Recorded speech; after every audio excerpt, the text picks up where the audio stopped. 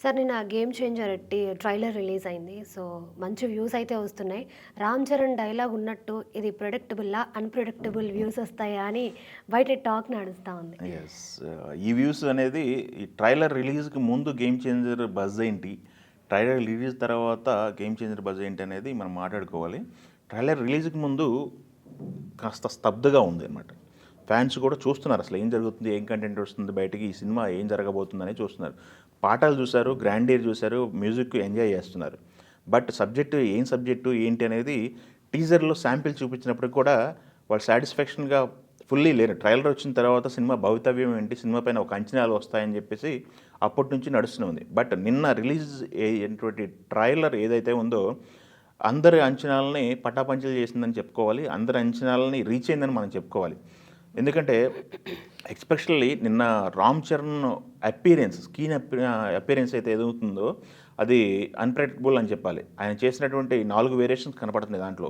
ఒకటి student, IAS officer, IPS officer plus పంచగట్టులో ఒక ఫార్మర్ గెటప్‌లో కనిపిస్తున్నారు మనకి.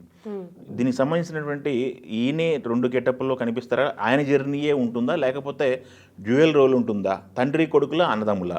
ఇలా డిస్కషన్స్ చాలా నడుస్తున్నాయి. బట్ శంకర్ డీల్ చేసినటువంటి సబ్జెక్టులు గతంలో చూసాం మనం. సోషల్గా సొసైటీలో ఉన్నటువంటి ప్రాబ్లమ్స్ని తీసుకొని ఆయన స్క్రీన్ పైన చెప్పడం జరుగుతుంది ఆయనదైన స్టైల్లో. ఈ సినిమాలో కూడా అదే చేశాడు. ఈ సినిమాలో నేను ట్రైల్ చూసిన తర్వాత అర్థమైంది, ప్లస్ వాళ్ళ స్పీచెస్ చూసిన తర్వాత అర్థమైంది ఏంటంటే ఒక పొలిటీషియన్స్కి ఒక సిస్టంలో ఉన్నటువంటి ఒక గవర్నమెంట్ ఎంప్లాయ్కి ఒక కాన్ఫ్లిక్ట్ వస్తే ఎలా గేమ్ మారబోతుంది అనేది ఈ సబ్జెక్ట్ తీసుకున్నాము అని చెప్పేసి మాట్లాడటం జరిగింది. రామ్ చరణ్ మాట్లాడుతూ కూడా నిన్న శంకర్ ఫ్రెండ్ ఒక సిస్టంలో ఉన్నటువంటి శంకర్ ఫ్రెండ్ ద్వారా ఒక బాడీ లాంగ్వేజ్ దగ్గర నుంచి కూడా వాడే భాష దగ్గర నుంచి గవర్నమెంట్ ఎంప్లాయీస్ ఐఏఎస్ ఆఫీసర్లు వాడే భాష దగ్గర నుంచి అన్నీ కూడా కీన్గా అబ్జర్వ్ చేసి స్క్రిప్ట్ రెడీ చేశారు. చాలా కష్టపడ్డారు శంకర్ గారు ఈ సినిమా కోసం అని చెప్పేసి ఆయన మాట్లాడటం జరిగింది. చాలా రకాలుగా దీన్ని అన్ని యాంగిల్స్లోనూ వాళ్ళు టైట్ చేసుకుంటూ వస్తున్నారు. ఎందుకంటే దిల్ రాజు గారిని స్క్రిప్ట్కు సంబంధించి విషయాల్లో దిల్ రాజు గారు ఇన్వాల్వ్ అవుతారని మనకు తెలుసు. ఆయన 50 సినిమాలలో మనం చూసాము. ఆయన సక్సెస్లో ఆయన పాత్ర కూడా చాలా ఉంది. జస్ట్ డబ్బులు పెట్టి వెళ్ళిపోయే ప్రొడ్యూసర్ కాదు ఆయన.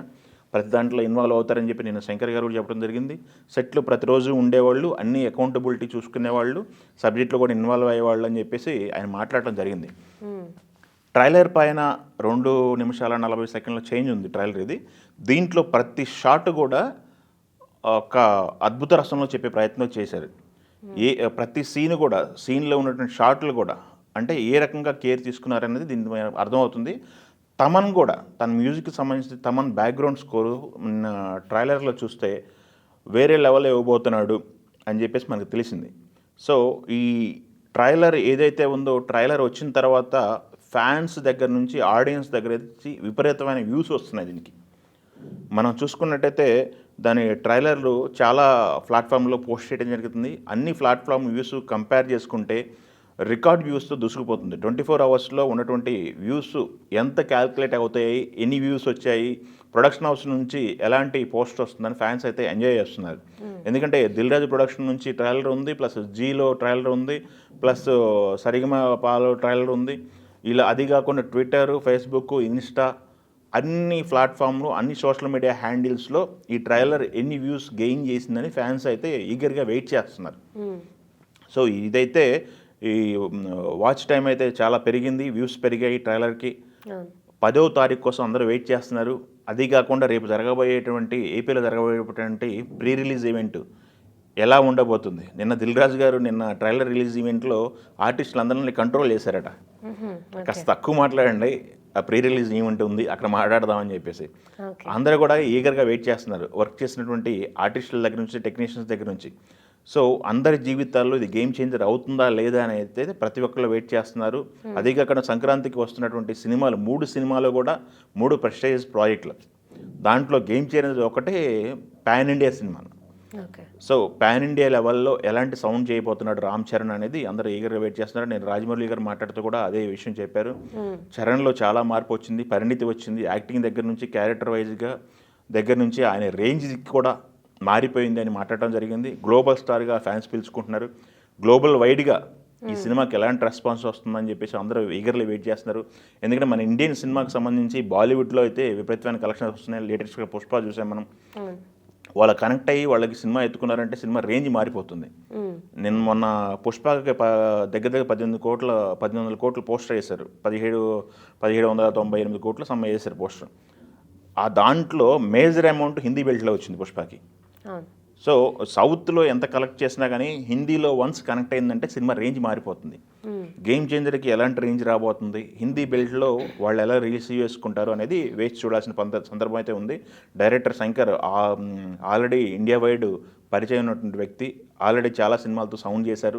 ఇప్పుడు కమ్బ్యాక్ కోసం ఆయన ఈగర్లీ వెయిట్ చేస్తున్నారు. ముందు ప్రాజెక్ట్ అయితే భారతీయుడు 2 కొంత డిసప్పాయింట్ చేసినప్పటికీ దీని మీద ఎక్కువ ఆశలు పెట్టుకున్నారు. నిన్న స్పీచ్ అయితే ఆయన మాట్లాడటం జరిగింది. చాలామంది కష్టపడ్డారు, నేను మాట్లాడతాను తప్పలేదు అని చెప్పేసి ఆయన మాట్లాడటం జరిగింది, ఓపెన్ అవ్వడం జరిగింది. ఆయనకు కూడా చాలా అంచనాలు ఉన్నాయని చెప్పేసి మనం చూసాము. దాంట్లో ఆర్టిస్టులు చూసుకున్నట్టయితే ఇండియాలో ఉన్నటువంటి బెస్ట్ ఆర్టిస్టులు అందరూ దాంట్లో యాక్ట్ చేయడం జరిగింది.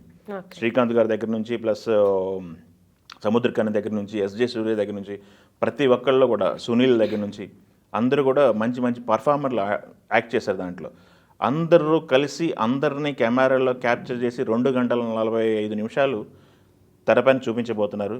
అది ఎలా ఉంటుందనేది మనం చూడాలి. దిల్ రాజు గారు పెట్టిన ఖర్చు అయితే ట్రైలర్లో కనిపిస్తుంది. సో బిగ్ స్క్రీన్ పైన చూడటానికి జనవరి 10 కోసం అందరూ అయితే ఈగర్గా వెయిట్ చేస్తున్నారు. చూద్దాం, ఈ సోషల్ మీడియాలో ట్రైలర్ రికార్డులు అయితే క్రియేట్ చేస్తుంది. బిగ్ స్క్రీన్ పైన సినిమా ఇంకెన్ని రికార్డులు క్రియేట్ చేస్తుంది, ఫ్యాన్స్కి ఫుల్ మీల్స్ లాంటి సినిమా అవుతుందా లేకపోతే హాఫ్ మీల్స్ లాంటి సినిమా అవుతుందా అనేది మనం జనవరి 10 వరకు వెయిట్ చేయాల్సిందే.